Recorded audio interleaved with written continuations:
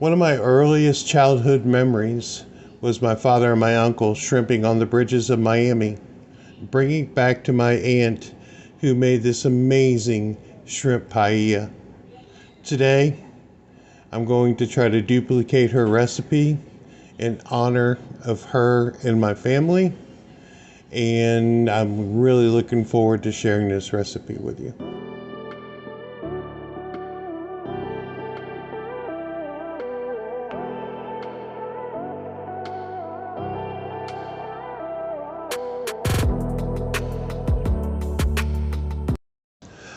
I'm going to try to authenticate as much as I can of what we did when I was a kid and what my memories were. And that was me sitting on the bar stool watching my aunt dehead, peel the shrimp, and do everything else. Shrimp head she used in a stock. So I've duplicated a stock out of shrimp and lobster that we'll use.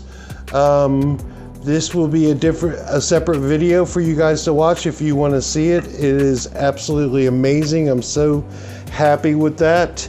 But our ingredients are chicken pieces, sausage, onion, parsley, peppers, onion, tomato, peas, mussels, shrimp, squid, chicken stock, rice, marjoram, olive oil, paprika, Cuban cooking wine, saffron, very, very important, turmeric, and salt.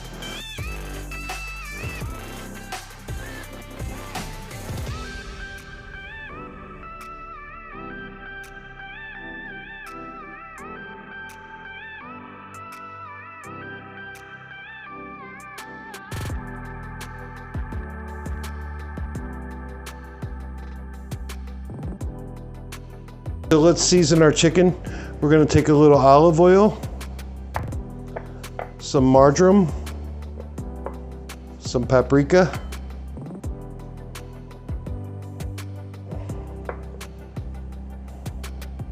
that's it.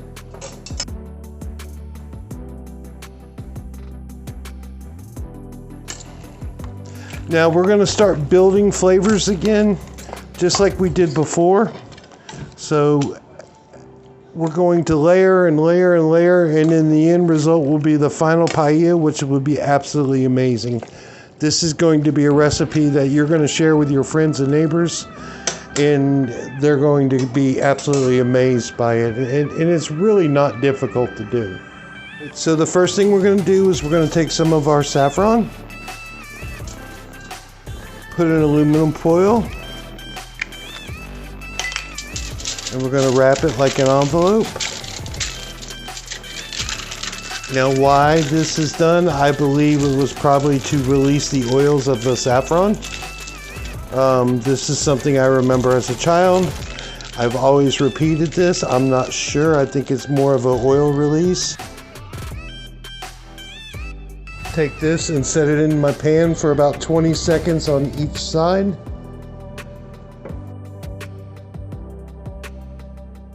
We're going to steep it at a very low temperature in our Cuban cooking wine.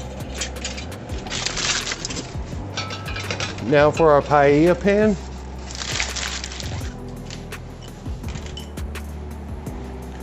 I was always taught that you bless the pan with salt. Something that my aunt, who had been making paella for 60 years, always did. So we'll add our olive oil and sear off our chicken.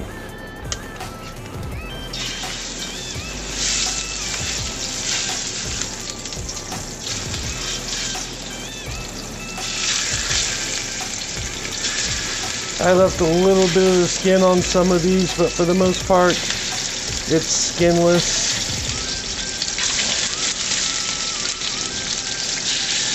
Some have a few pieces of skin. So here we are. We're starting to build our flavors first in this paella. It is Our first layer is going to be chicken. So we'll brown this on both sides about 10-15 minutes, pull it off, and then add our next ingredient. So we've got our chicken searing. Let's get our vegetables ready. We're going to start off with an onion. Now this can be a nice medium dice. You don't have to do a very, very fine dice because we're going to go through a cook, a simmer, and a finish. So it doesn't have to be in great detail.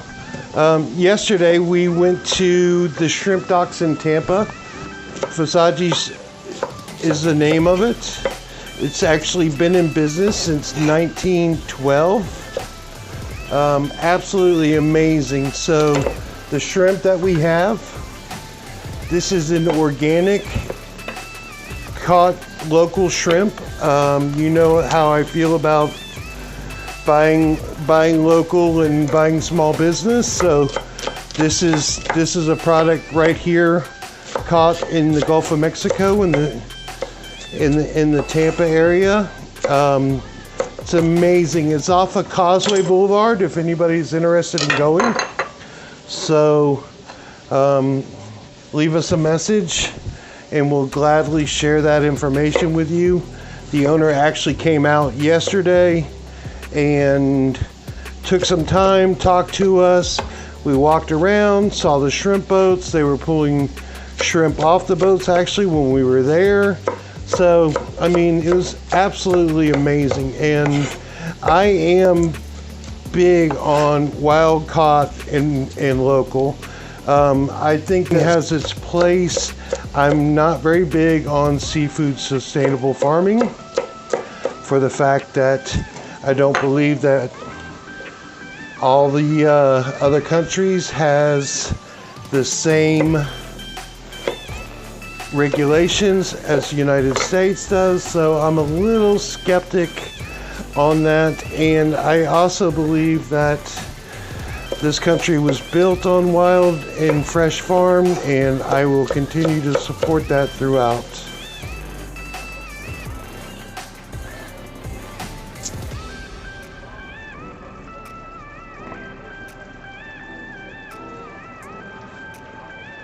All right, so let's take our chicken, push it to the outside.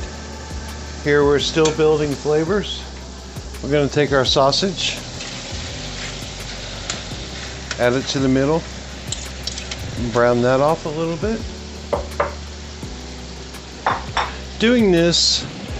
We're doing this for two reasons. One, we're doing it because it gives good flavor to the dish, but also it gives a little color to the chicken itself. So go around, look at your chicken. If they got a couple spots, now we're not cooking this thoroughly because it's going to go through another 20 or 30 minutes of continuing to cook, but you're looking to get a little color on this. You're looking to partially cook it to build the flavor in the pan so you can actually deglaze later and have all that flavor. And then we're going to add two different types of stock to this, which is going to be absolutely tremendous. So we'll cook our sausage for 4 or 5 minutes and then we'll start on our vegetables. All right, so now we'll remove our protein from the pan for a few minutes.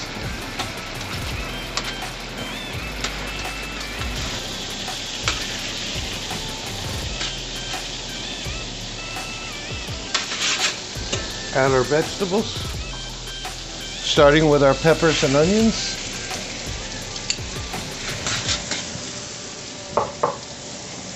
And we'll cook these down for 5 or 6 minutes so they're translucent and soft. We'll add our protein back in and then start building again. Let's add our garlic. We got our vegetables about cooked all the way. Let's add our tomatoes.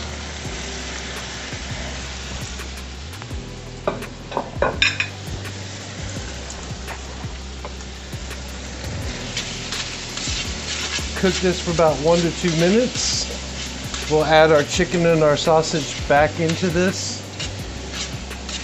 Deglaze with our saffron cooking wine, which will pick up all the oil and everything, so we will not have a oily mess. We'll add our rice and just take it from there. Let's add our chicken back into our vegetables.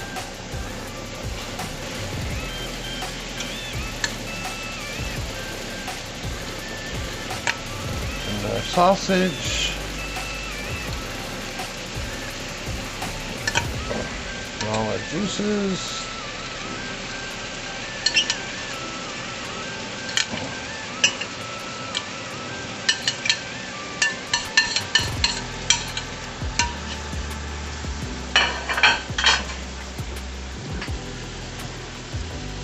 Add our paprika.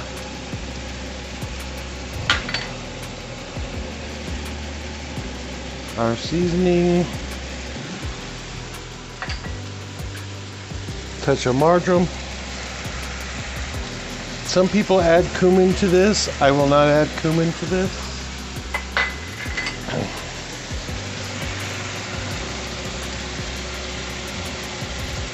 A little bit of turmeric to help it turn yellow. Deglaze with our saffron cooking wine.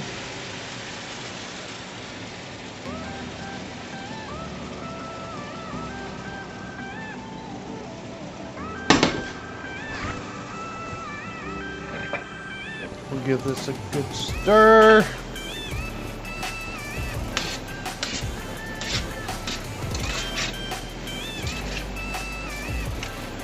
Now, the modern way of doing it, I think, is they add the liquid and then add the rice. I'm going to do it the way that I was taught to do it, and that is the rice first, more like a risotto, and then the liquid itself. So we're going to use a medium grain rice. We've soaked it for about 20 minutes and washed it about 3 times. There's nothing special about this rice whatsoever. It's just what you get at the grocery store. I've seen people use special rice. If you feel like you want to use special rice, go right ahead. All right, so we have our rice. We'll give it one more stir.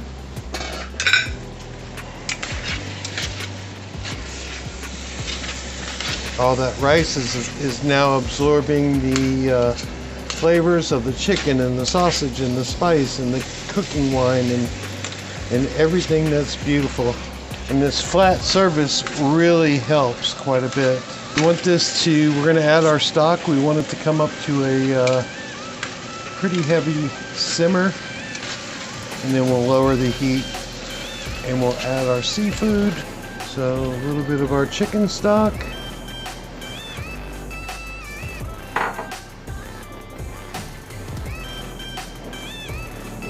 The magic number is 2 parts to 1 part. So we're going to add 2 parts of this. So it's 2 parts stock to 1 part rice. Should give you the right ratio. So we're going to let this come up to a simmer. We'll reduce the heat about 10 minutes before it's done. We'll add our seafood, cover it with aluminum foil, and then we'll be eating. All right, we have our Versace family Florida shrimp that we're going to add to this. Makes me just absolutely ecstatic. So.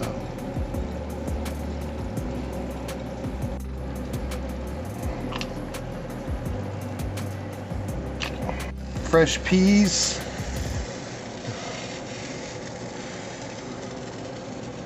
Fresh pimentos. Look at this, you guys. Okay, what we're gonna do is we're gonna take this, we're gonna add our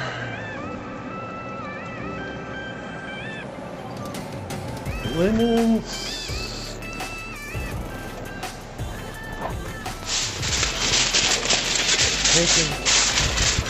Cover it for about 10 minutes Some people put it in the oven.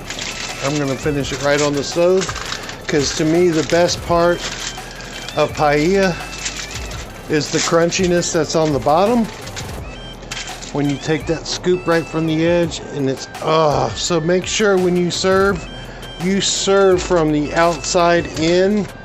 That way everybody gets a little bit of the crunchy, a little bit of the moist, a little bit of everything. So we're gonna cover this for about 10 minutes, and then we're gonna have dinner, and we're gonna share this information with you guys. That on the stove, we let it rest for about 10 minutes. Ready for the big reveal. And I give you Aunt Mariam's chicken and seafood paella, little fresh parsley, some fresh scallions. Thank you guys. Thank you guys so much for being a part of our life, for supporting our channel, for giving us this opportunity to share with you. We could not have done this without you guys. So again, thank you so much for your support, but please try it at home. I promise you it'll be amazing.